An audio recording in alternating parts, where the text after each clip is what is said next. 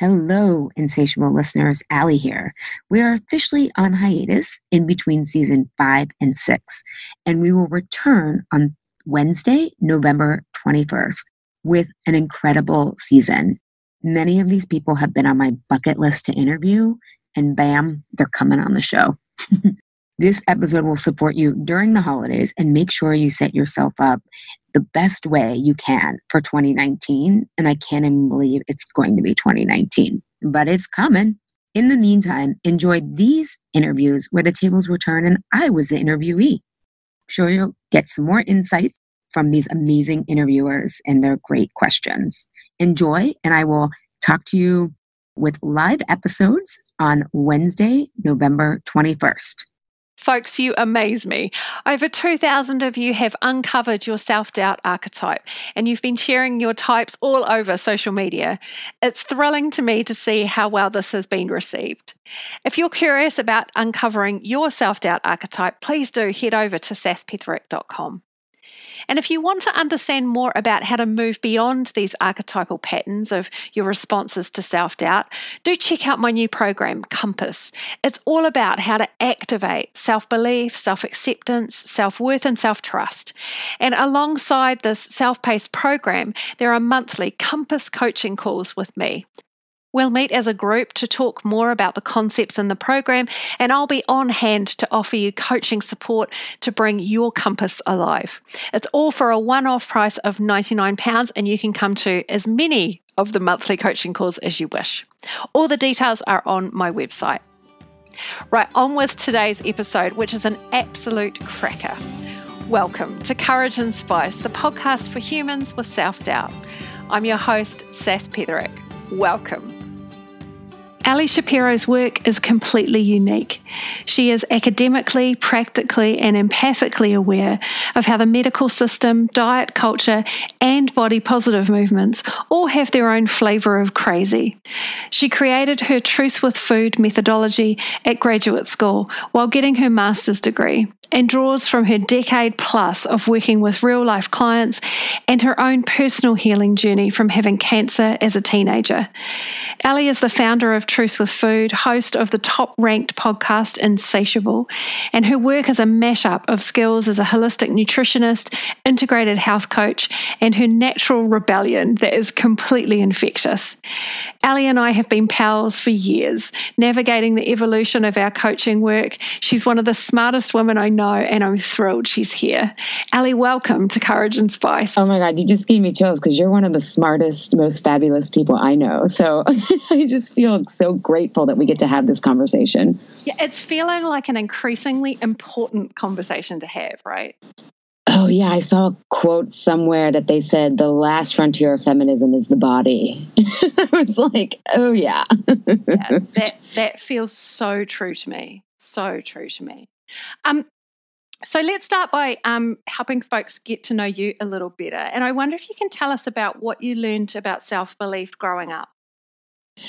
Yeah, when you just asked me that before we started, I was like, wow, I've never thought about that in a way until you just asked me that. And I think, I grew up, I was talking to my sister about this lately. We grew up in a feminist household. We never used that word, but it was just embodied. My parents were both city school teachers, so they made the same amount of money, and they were both educated at the same amount, and we were solidly middle class, and it was a real blended family. My dad was hereditarily Jewish, but didn't believe in religion. He believed in nature. And my mom was a recovering Catholic and grew up on an organic farm and loved nature. It wasn't called organic farming at the time, but it was just farming, but really had a strong connection to nature. And so there were kind of these hippies, but also teachers. And my sister joked, like, even if we ended up in jail, they probably would have been like, what did you learn in jail? Wow.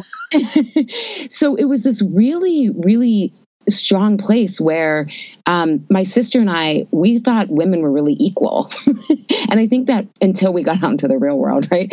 And I think it instilled a very strong sense of self-belief. However, what really I had this aha in your question is, the big doubt came in with my body. When I was around 5 years old, I was playing gymnastics. Well, I really struggled with asthma a lot. First of all, my mom used to have to take me outside and rock with me and give me humidifiers. And I had really bad asthma. And then when I was in about 5 years old, my parents never got the chemical sprayed on your lawn to make it green, but our neighbors did. And I went over to a friend's house. Her name was Holly Brogan, and had done like somersaults and all that stuff in her yard after it had just been sprayed with chemicals. And I had a horrible bodily reaction. I couldn't go out in the sun. I was itching. We went to the doctors.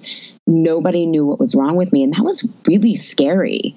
And I think that really set up this, wait a second, I believe I'm invincible in a way, and no one can tell me what's happening here. And then when I was probably 7 or 8, I don't know, I was in 3rd grade. I still remember the kid's name. I was on the bus thinking, things are great. And he told me that I was fat.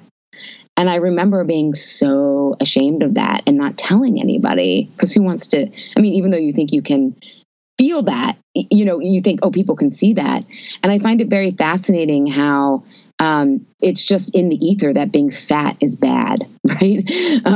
My mom had a really strong, healthy body image, I would say. My dad was the one who struggled with food and weight, or was very conscious of it, which probably influenced me. But it wasn't, I think that really seeded the doubt. And then I was bullied severely in 5th grade.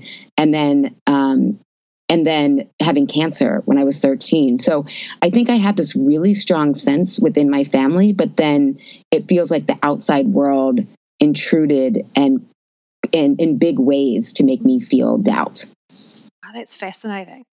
I found that as well, that folks who have grown up in a pretty stable, encouraging, supportive background or family, that when that is met by the world's conditions and expectations, that often that's when self-doubt gets planted. Yeah. And it's such it catches you off guard, right? You're almost because I know even, I took your amazing quiz. I recommend to everybody. It just made me realize how so often, I'm ready to take the chances, but it's in kind of the after effect of and I think that pattern is from, I had this strong sense of self-belief, and then the world's like, oh no, you should be doubting yourself.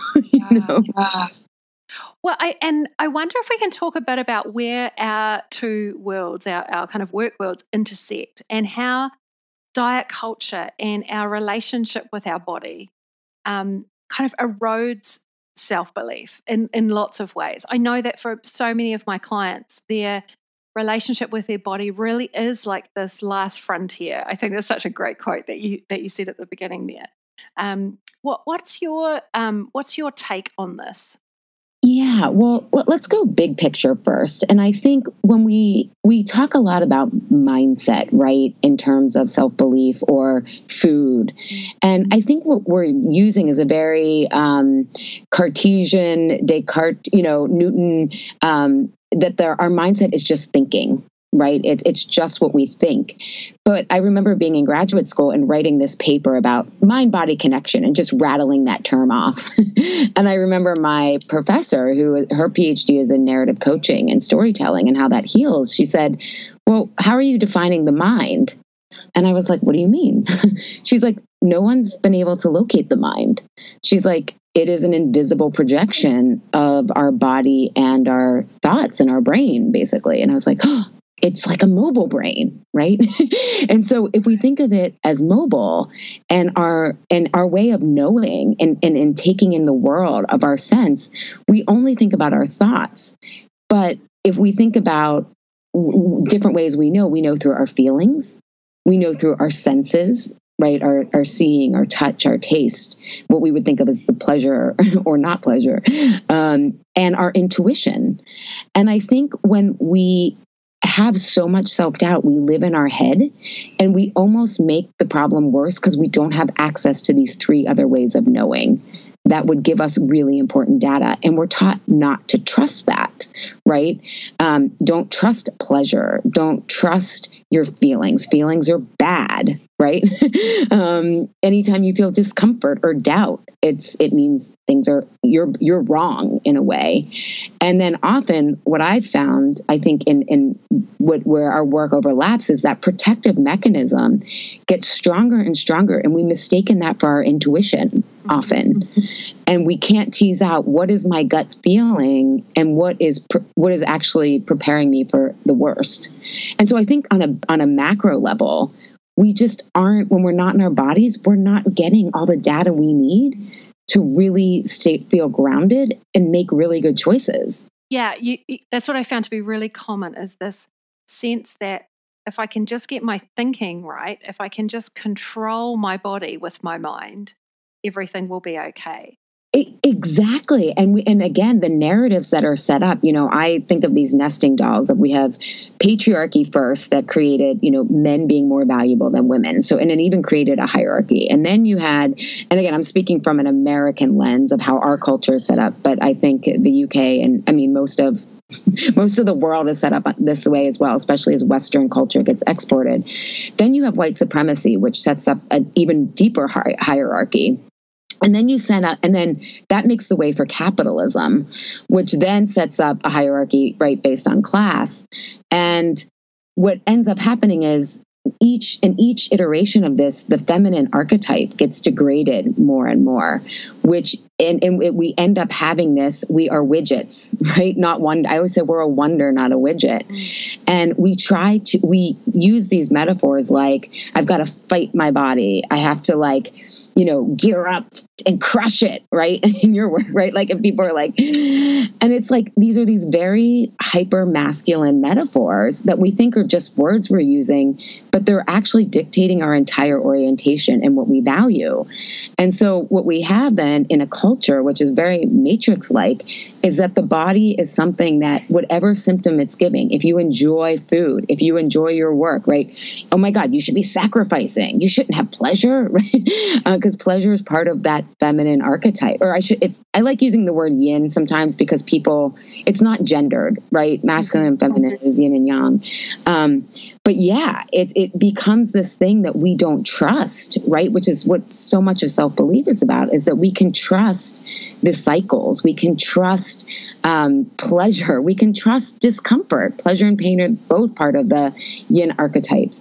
We can trust uncertainty, right? Ultimately, this is to all try to minimize uncertainty, which at its core, I had this realization about a year ago, as I used to say, I don't know if I trust life. I trust myself, right? I have this high self-belief, but I don't know if I trust life to rise to the occasion. And what I finally realized was that's just my projection of, can I trust myself to rumble with whatever unfolds, even if it's devastating? Yeah. Well, and the other part of this that I'm hearing as well is that this is a really complicated, or it's a really complex system that we are operating within.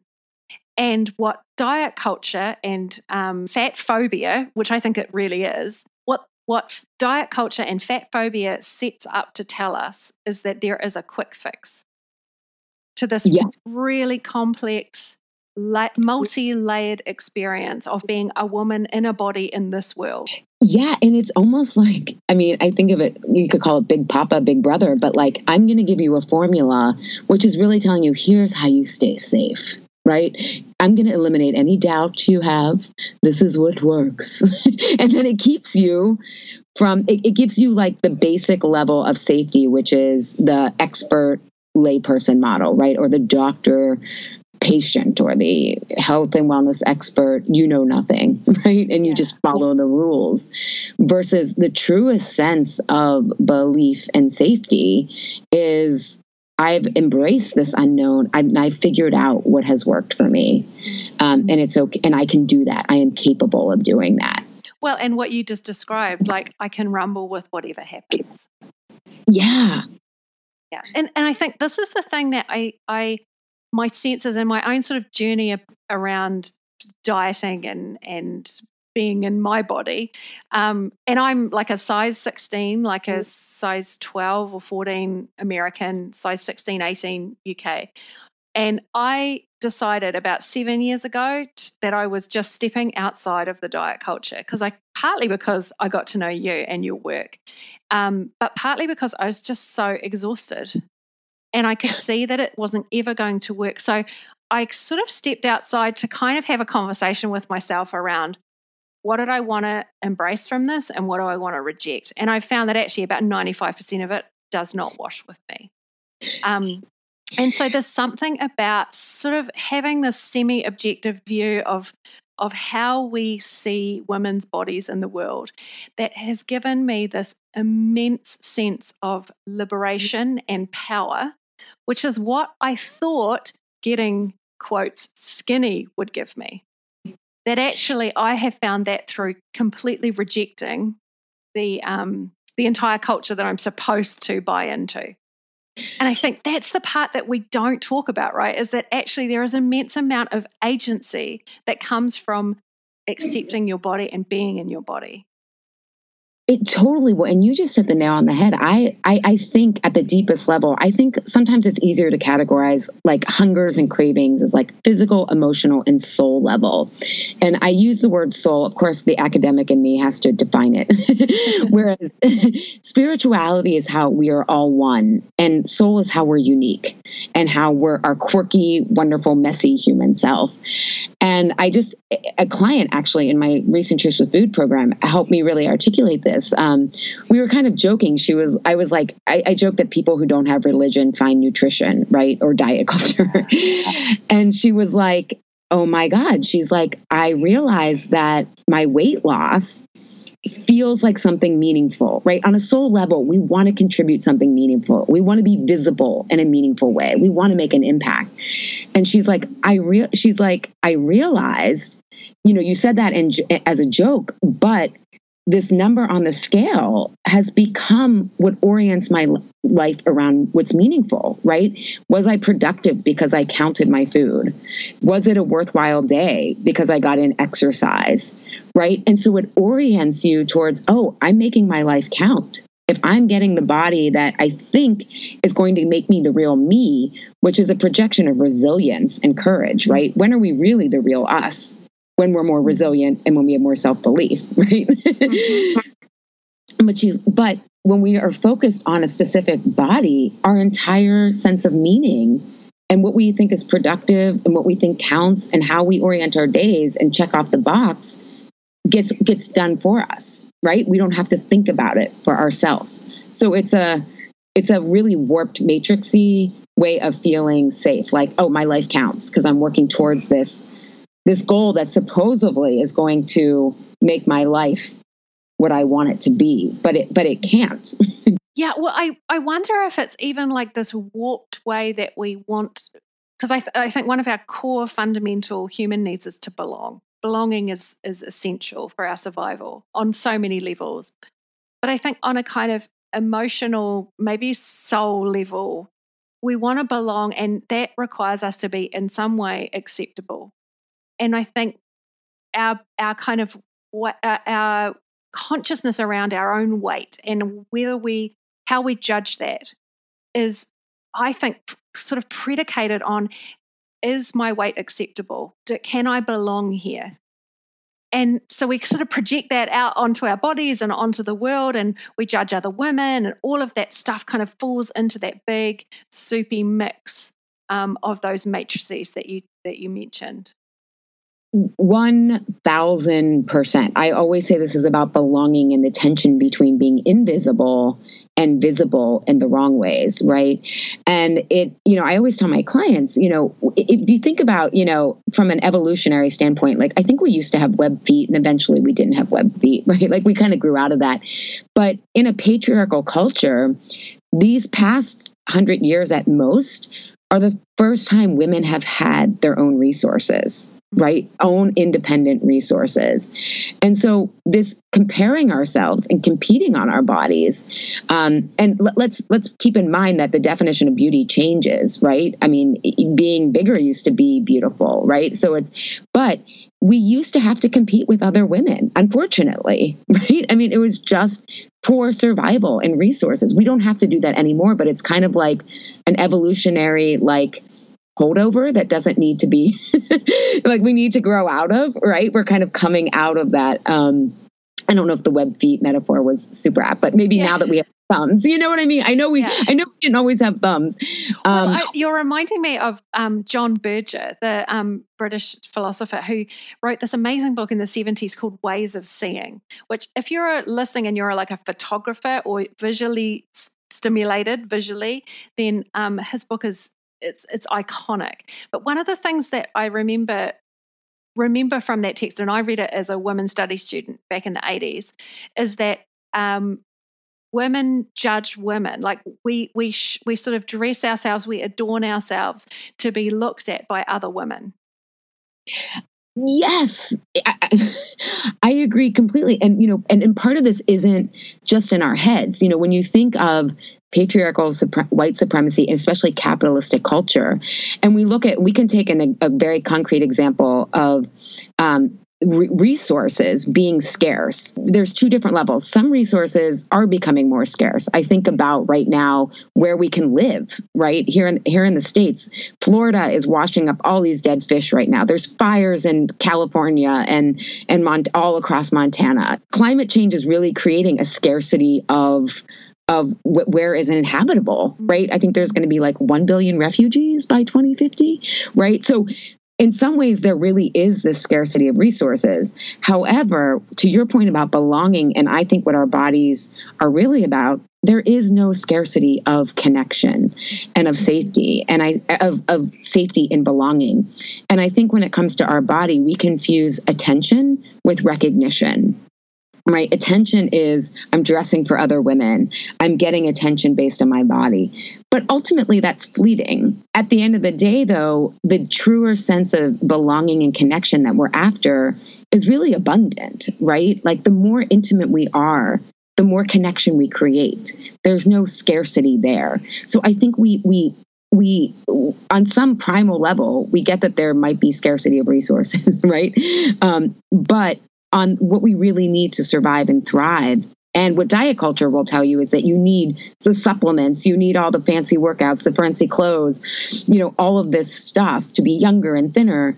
That actually isn't, that's attention. And what we're after is that deeper sense of recognition. And I think, I interviewed Angela Sini, who wrote the book Inferior, and she talks about the bonobo culture, which is very matriarchal. And I think part of us dressing for other women and everything is we know we're kind of acting it out in an unhealthy way, but we're craving that deep web of connection that can make us safe, right? We're doing it at a warped level, but we do need each other. Well, and also it strikes me that when women are dressing for other women, when we are sort of yearning for, longing for that recognition, that do I belong here? Am I safe here? What we're also doing is relying on other people to give that sense to ourselves. And I think one of certainly my own personal experience, and I've seen this so many times with my clients, is that when we can belong to ourselves by, understanding how we feel self-belief, accepting ourselves as we are, even if we want to make changes, right? It's okay to want more or something different, but can you accept yourself just as you are? Can you trust yourself? Do you know how you feel worthy as a human? Those kind of factors all play into how you belong to yourself. And when you have that sense of a kind of, I call it coming home to yourself, that is how you become sort of less reliant on other people, on trying to be acceptable for other people. So you're able to give that to yourself, and it doesn't require you to morph and change and warp my true nature, be it how we show up in the world, emotionally or physically, in order to be accepted. Yes. I mean, when it takes some clients longer than others to realize this, but often they'll be like, well, I'm feeling fat. And I'm like, but fat isn't a feeling, right? It's some sort of term that we've made. And what I said is I realized it's when I'm feeling really vulnerable. And usually it's when I'm going out into the world of a speaking event and or whatever. And my clients started to realize, oh my God, when I'm feeling the most fat, it's actually not about my body. It's I'm going to be standing up and I'm belonging to myself and I'm putting myself out there, right? Like I'm giving a big presentation. I'm presenting my ideas. And whenever we feel at risk. Exactly. And our culture has told us that fat is bad, your point of fat phobia. And so it's like we grasp onto that because we haven't been told to work on our self-belief or our self-doubt or uncertainty. Instead, we've been handed a shake, and it's like, well, that's not solving the problem. And so then it just grows and grows. And this is why you have people who, by all definitions are thin and still feel fat, right? Yeah. Like what is that? Like that is not a feeling. It's this tangled mess of meaning. Well, and I guess that's the thing is that we've taken this word fat to mean that this is the worst thing a woman can be, which is when you look at it objectively, the most ridiculous, ludicrous con that we've sort of fallen for. It is such a con because people conflate weight with health, which there's no correlation. I always like to tell people there's an acronym in the health community here, not all of them, but in kind of the wellness doctor community called TOFIs, that it's called, and I don't even like the acronym because they're saying fat on the inside, but it's thin on the outside, fat on the inside. And it's these people who think that they don't have to, quote, care because they're thin. They die at twice the rate as they get older because they're so inflamed, right? Versus we actually have studies that people who carry like an extra 30 pounds are healthier or live longer, I should say. Yeah. And that's the best news ever. Yeah. But again, it's doubting the body. But I guess it's just, it's this matrix that there's like 1,000 doors that you just have to keep going through to separate these things. And also, I kind of joke, I said about when people don't have religion, they find nutrition, but when people find nutrition, they think, oh my God, this diet or this plan is going to protect me from death, right? It's the ultimate vulnerability and uncertainty. And that gets really deep. And you kind of have to work through many layers to see like, and it could be even the death of how we see our life, right? As my client who was like, I have been oriented around this number. And yet if it doesn't matter, what do I do with all my time? Who am I? I mean, this is, and that's the other part of this, right? And I'm so thrilled that we're starting to talk about this because I think the physicality stuff is kind of the top layer, but you start digging a little deeper and you start thinking about like, what are you actually hungry for? Mm-hmm. Right? Because it's not usually Doritos. It's not, it just isn't usually. It's something else. What's underneath the easy quick fix that we give ourselves? And food is comforting, right? There is nothing like treating yourself to something that the taste that you're searching for. There's nothing like it. But also, like, are there ways that you're using food that aren't for nutritional reasons and that are creating a sense of dislocation within you in your relationship with your body or your relationship with food? It's really worth having those conversations with yourself, or working with someone like you, Ali, who gets that this is about so much more than how many calories you're taking in every day. Oh my God, so many. And I think even about your work with self-belief. So what's challenging about food, you've got a couple things. I mean, is that food companies spend hundreds of millions of dollars to not only make the food taste good, but it lights up that dopamine receptor in your brain that basically is rewarding you for bypassing discomfort. So, and then what happens is, especially when it comes to self-belief and self-doubt, often the reason that food is worth it in the moment is because you've been doubting yourself all day. right? And it just like depletes you. And you're feeling that clients will often say the emotions are overpowering me. It's been kind of like a death by 1,000 paper cuts all day. And so the doubt swells so much that in that moment, it really is worth it to numb out from that, because you don't have any resilience. You don't have any skills to have been dealing with the self-doubt. And then your brain lights up. Like you are physiologically, and again, when we think of mindset, it's not just what you think. It's like, I have just been rewarded for ignoring my doubt all day. Oh, we are just really, really good at finding ways to avoid that discomfort. Right? We're really good at that. And that's all that means about you, is that you're just really good at keeping yourself safe. yes.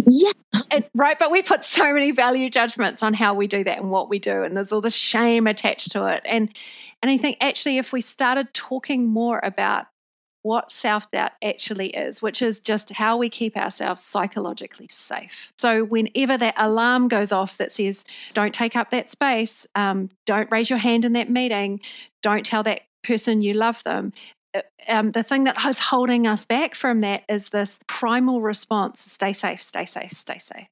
And we respond to that by trying to keep ourselves comforted. So food is such an understandable and natural way to do that.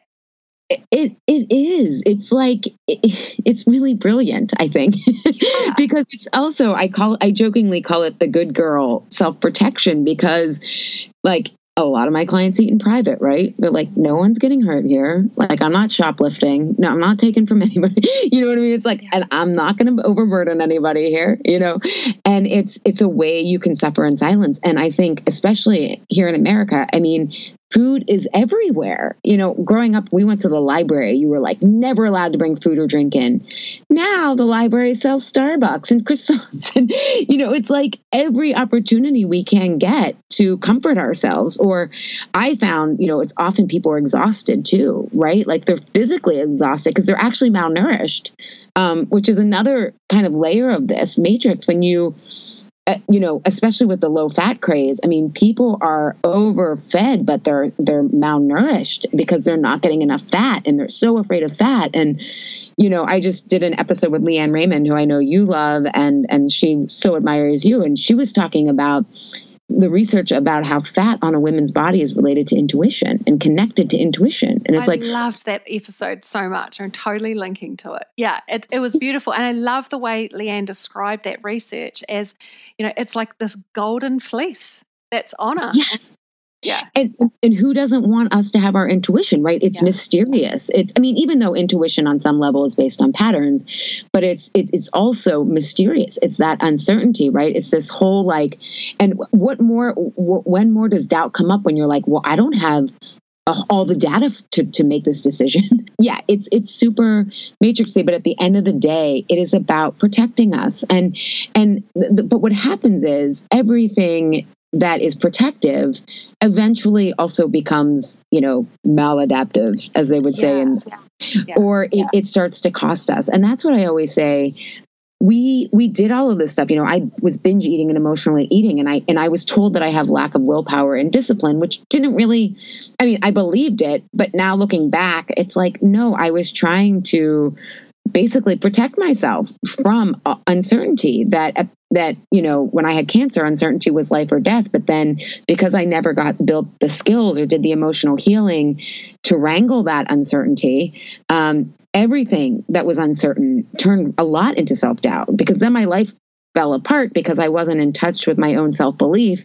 I got very disconnected from it, right? It's like my health started to deteriorate. I wasn't dating and I wanted to meet someone. Like I hated my job. And it was just like my life ended up, because I wasn't addressing my self-doubt, my life did become really messy, and weight loss and thinness promised this easy way out, right? It's like a shortcut, even though it's not really a shortcut. The illusion was it was a shortcut. And so I think even wanting to lose weight is this protection because we don't feel resilient, right? When we say we'll be the real us, which is often what I hear from clients, or I'll just feel like the real me, the real us is resilient and powerful, but we've forgotten that.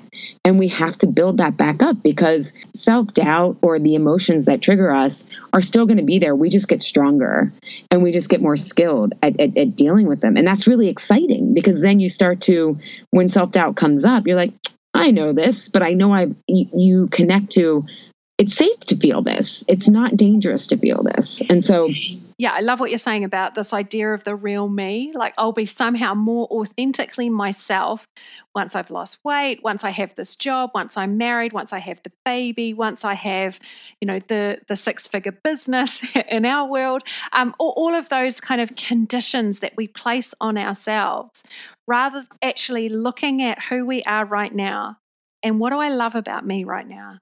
I did this thing on Instagram earlier in the year where I asked people, what do you love about yourself right now? And people had a meltdown. They were like, couldn't find things, or is it okay to say this? There was all this kind of apologizing for this thing that I love about myself, as if that somehow you thinking your feet are pretty freaking attractive is going to cause something to warp in the universe. Right. And I think this is the thing that we're victim to all the time, is that we are taught to put all of our attention on how we look rather than how we feel. And it's this massive distraction. And I even think about like apologizing. It's the metaphor of not taking up too much space, right? And again, if we believe there's a scarcity of how much space people can take up, right? Not only with their physical bodies, but their emotional wins, their soul expression. There's not a scarcity of that.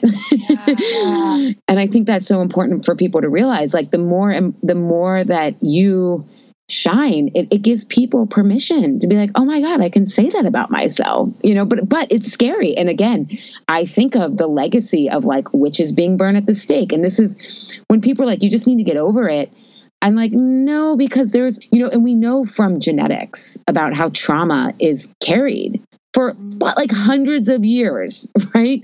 And it's like, this is what I think is also the biggest lesson is the body carries memory. The body's ultimately mysterious, right? We want to believe we can control disease, control our weight, all that. We can do some things, but ultimately, I think, Sass, you and I both know from our health history, at the end of the day, it's a crapshoot, And if you're lucky enough to find doctors who buy into that too, who are like, you know what, we kind of have this theory, but we don't really know. Yeah, it's amazing. It's amazingly freeing to just be. To just recognize that there is this mysterious part of us that we are occupying all the time. Yeah, I know. When I was really so scared about my body, I mean, I used to think every pain was like, oh, do I have bone cancer now or, whatnot. But I used to go to doctors who were very authoritarian, right? Like that felt safe, kind of like the people who voted for the rump. I can't even say his. But it's like now I choose doctors who are like, so Allie, here's the benefits, here's the costs. Yeah. It's so much more freeing. I don't want to be with physicians anymore who are like, I have all the answers, because that tells me you're not open to learning, and science by definition is a continuing quest for knowledge. But it's taken me, again, my own self-belief and my own advocacy to learn my body so that I can be on that equal playing field with them, because they do have expertise that I just don't understand. And my own biases is towards natural health. I'll go to a doctor who's integrated, but is very firmly in the center, right? Because they'll bring me back to my blind spot. They'll help me reveal my blind spot. But that's even now when I go to any health or any coach or anyone, I don't want anyone who's going to give me formulas or whatnot, because that's their self-belief that they're projecting onto me. But I wanted that for so long because it was safety, right? It was psychological safety. So yeah, I totally hear you. But ultimately what I was going to say is the body is a mystery and we are not good with handling that. It's that thing, isn't it? Like since the age of enlightenment, right? Well, we got these kind of binary opposites of rationality and emotionality. All of these things that have been sort of set up to kind of decide, what we value in our world. There is something about women's bodies that we bleed, we cry, we secrete things. We are the living embodiment of uncontrolled uncertainty. Yeah. And I think that's terrifying for so many humans in the world. Oh, it is totally terrifying. And I still have edges where I'm totally terrified, right? And so I have great compassion for that. And so I get that it's challenging. And I think if we as a culture could be like, oh, this is scary, right? Like we would be so much more interconnected. We would support each other so much more. And then we would have the belonging that would weather when things came like that. And I when you were talking about in our world, like the 6 figures and belonging, I think a concrete example of that is, when I found like you and Jack McNeil, when we started doing those sanity sessions and like really meeting people who had the same values as me, I was able to weather the hits of my business so much better, because what you realize when I talk about attention versus recognition, you guys saw me for what my values were. And I hopefully you feel that I see you, and we appreciate that. It's genuine, it's authentic. And now I can I think of the paradox of like root to rise, right? It's like, so I can root down into that. And it's amazing how I've been more vocal in my work and with my positioning, then I have a community now, and I can unattach from needing everyone to like me. Or when things get uncertain in my business, I'm like, but I have the data and not just, I use the word data, but proof that that my way is okay. It's not for everyone, but it's okay. And I'm okay. And I think when we start to do that with our bodies, of like, we can accept other people's bodies, both thin bodies and heavier bodies and bigger bodies. And, I hate using the word disabled, because I feel like even that sets up like, oh, you're inefficient, when like, so the disabled people that I've met, and I've done some work for the Affordable Care Act around here, they are so resilient. Yeah. They are so creative. I'm like, oh my God, like, will you teach me? It's but if we can just acknowledge that, like, we're all kind of fumbling here with the uncertainty, and that our bodies ultimately are just mysterious. They're also wonderful. We get to feel pleasure in them. We get to taste, we get to see, we get to hear. There's so much joy in them. I think we would all just, I don't know, the patriarchy would crumble overnight. Yeah, well, I think that's the thing, isn't it? That my sense is that having, and I don't think that the patriarchy is like a group of guys sitting in leather chairs deciding these rules, right? The patriarchy is systems. It's it's all the ways that determine what we as a culture value. And my sense is that by allowing women to continue to buy into body shame, fat phobia, the diet culture, there's billions and billions of dollars and pounds that are set up to distract us from our potential by keeping us focused on what we look like. That if we start questioning that, which is why I just love the way you show up in the world with this, your signature program is Truce with Food. And it's like, once you get free of that relationship with food that may have been dominating all of your energy and sapping all of your potential, that once you get free of that, you are literally liberated to go do your work in the world, because you are not here to lose weight and pay bills. Yeah, preach. This is my church. And it would make sense that there is a witchy goddess at the altar, which is you. That's hilarious. Yeah, no, but it's true. And I think, and I think what I want to emphasize though is that, like, our body can help give us the information, the feelings, because often when we deny our feelings, right, because they're quote bad, like they overpower us and we only associate them as bad, or they're only murky. And yet, if we can't have our vulnerability, we can't feel the joy, we can't feel the happiness. And so the body really can be this wonderful instrument, not based on what it looks like, but being rooted in it. It is our home. It's our original home, right? Well, and I'd also say that for anyone who's listening and thinking, I genuinely want to lose weight, this is the beauty of your work, Ellie, is that people come and do your program, and they may want to make peace with their bodies, they may want to change their bodies, but that is what you are it's all evidence-based research, which I respect up the wazoo. But what you are actually doing is taking the lid off the diet culture and giving people who come on your program the agency to make different choices that are based in their own experience and kind of knowing themselves and developing self-trust and self-belief, so that if you want to lose weight, those options are there for you and you don't have to go into battle with yourself. Yeah. Because I think about too, Sass, you really do beautiful work with attachment theory. And if you think about attachment metaphorically, when we're first born, we're fed, right? And we know that we're safe if we're fed. It doesn't matter if you're breast, bottle, whatever, like you're not making it out of the beginning months if you're not fed, right? And so I think archetypally, we're often eating to reattach, right? To like root into who we really are if we don't have a strong attachment to ourselves. Mm-hmm. And if we can look at it that way, again, to your point about it being really brilliant, we can learn food can be metaphorically something that does support us. We don't have to just say, oh, I'm going to eat whatever I want. Although sometimes you do that. And that, we always say, like, every time you're kind of seeing a new angle around the story that's protecting you, you maybe go, quote unquote, we don't use the word off track, but like we call like, okay, you're unclear in your story again. But yeah, there is foods that can support you and give you the clarity and the calm so that you can really be at home with yourself and firmly rooted in your self-belief. Yeah. Sometimes weight loss is a side effect, sometimes it's not. The ultimate goal is let's separate weight loss as being healthy and let's really figure out how to value my health and my body in a very neutral way. I don't believe one diet works for everyone. There's no dogma. Yeah. It's just like entering into your own body. I think what you're doing is inviting people to have a conversation with themselves, with their bodies, that is dogma-free and has no value judgment or expectation of the outcome or of how that relationship will evolve.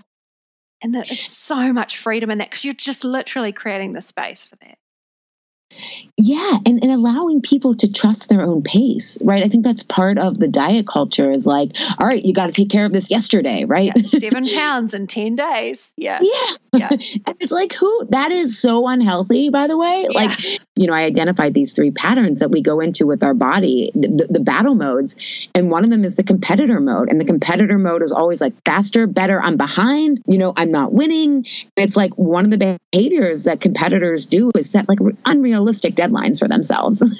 And then they end up feeling like they're sabotaging when really their body it's like, this is not working. Yeah. Well, and I can totally see that whole all or nothing, good food, bad food. Have you been good this week? Oh my God. I've been to Weight Watchers so many times over the years. And that used to make me want to punch my leader in the face. Have you been good this week? Because you've lost 2 pounds. And I just thought, oh, why am I here? You kind of have this existential crisis. Like, really? Is that where we're at? And the messaging that we have helps fuel that natural competitiveness. I have a funny Weight Watchers story. I had been there, I did my first Weight Watchers at 11. I had dabbled many times, but the last straw for me, I was in my early 20s and my sister and I were both living in Philadelphia and we went to this meeting together, of course, because that's another belonging technique is let's diet together. And it was around Christmas time and our leader, he was a man, very flamboyant, and he had lost like 80 pounds and he would always like tuck in his shirt and show us like how many belt loops, right, that like he had been able to use. And he was like, okay guys, we're playing a point game.